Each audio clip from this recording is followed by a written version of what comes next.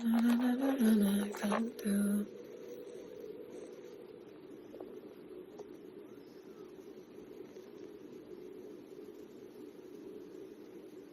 Yeah, that really looks a bit weird. I can't lay like this.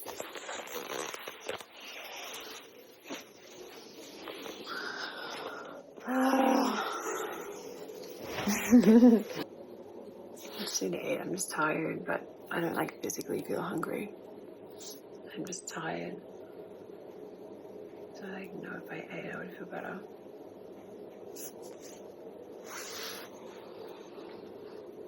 And now it's like I'm over hungry, and then I just ate some chocolate. And I'm just like, literally just because I was like, hey, I really want to sleep well tonight. 'Cause dog.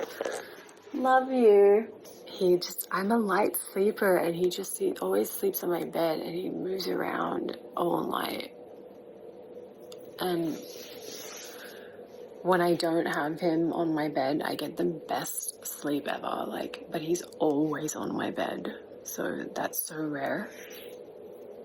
If I can just get him off, I've tried to just lock him in the other room, but he cries.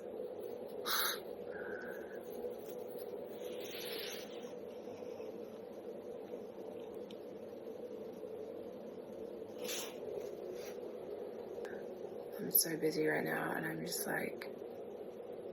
it's like I'm either at work, and when I'm finished work, I go to the gym, and then I come home and do all this stuff, and then it's 9 o'clock.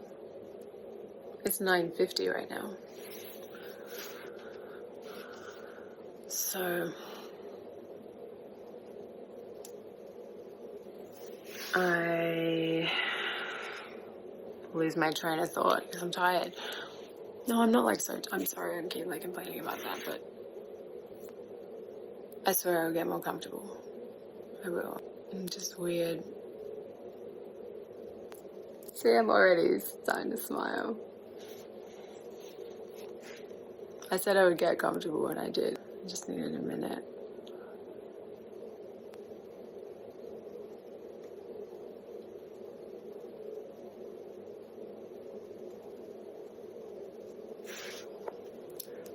We're kind of hanging right now.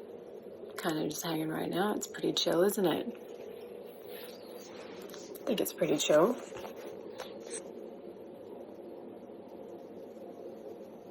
That's what I think. What do you think? What is this button here? I'm just pressing something real quick because I don't know what this button does. What does that do? This is so weird. Lock recording? I don't know.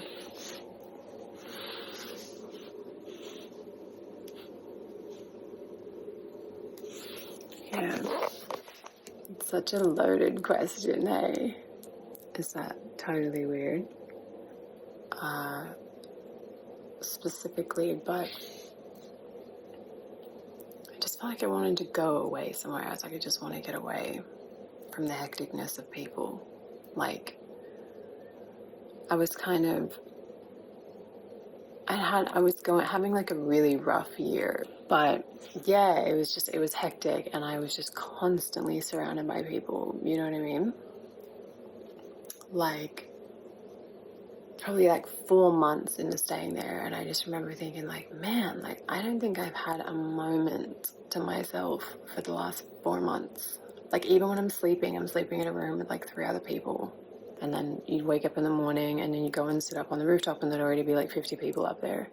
And I remember thinking after about 4 months of that, I was really proud of myself for doing that and not going crazy. Well, no, I didn't. That's totally not how I would normally live. I didn't mind it at the time, but it was just, I never had a moment to myself. Yeah, and then I was just moving all around. Once I left that hostel, I was moving from place to place. As I went to leave Mexico, I just remember traveling really late at night on the trains to go and collect my belongings, because I would keep a bag here or there with a friend, and just for some reason I always had to go late at night.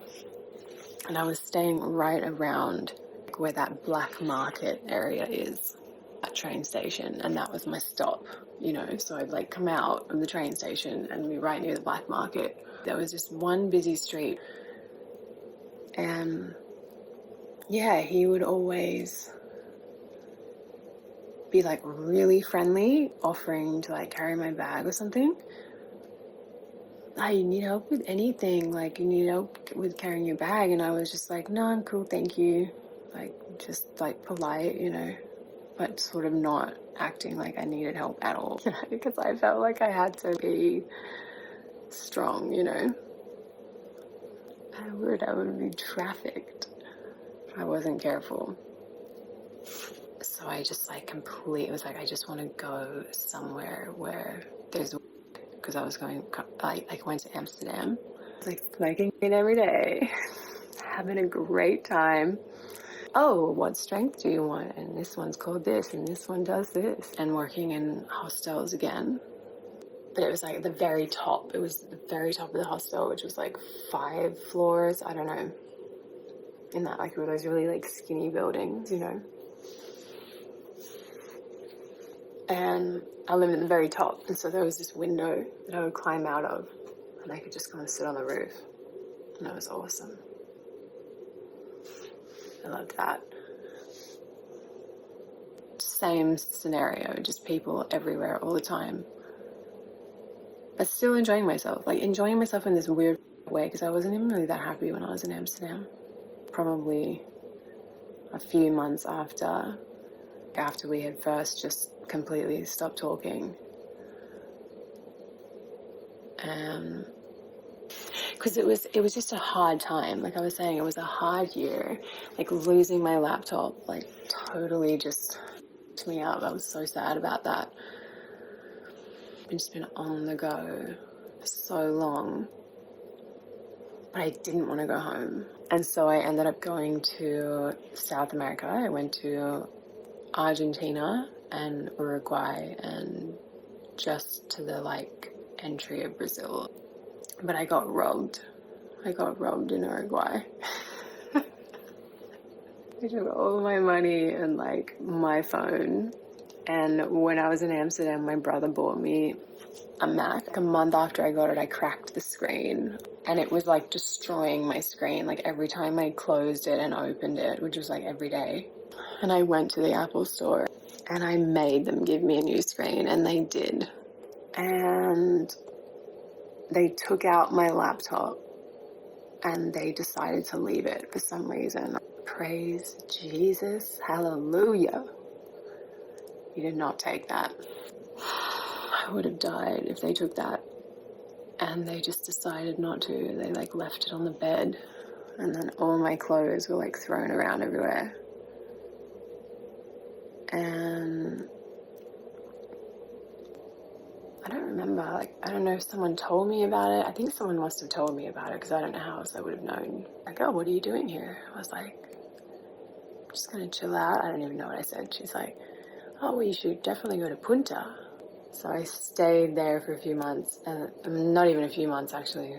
I would, like, sell some cash and stuff, you know, I don't know. And after I got robbed, I had to go and get some cash out. I remember just walking around Chewy, like, I don't even know what I was doing. I was just walking around, looking at everything. I went to go and get some cash, and we had to go and stand in line and wait for this, like, vestibule. And there was some cop out there, kind of minding it. And everyone was just going in one at a time, which was probably for the best. But standing there with this big, you know, which you get so used to. Kind of glad you're here, because like you have to at least pretend. And talking to a friend about going to Mexico, and it's not like in my immediate plans at all, but I want to go back there, and I definitely want to do South America, because I just didn't get to do it really properly.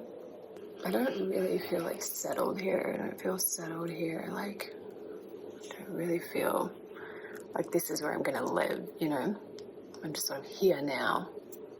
And then I can figure out where to land. Yeah, I just sort of feel like I'm here. Like I'm here, you know, like I could stay here forever, but I haven't traveled in a long time. And I don't know, Australia, like, have you been? Yeah, it's a great place. Like, if you ever had a chance to go, I would go. It's like beautiful. The beaches are so pretty. Everything is like so easy here.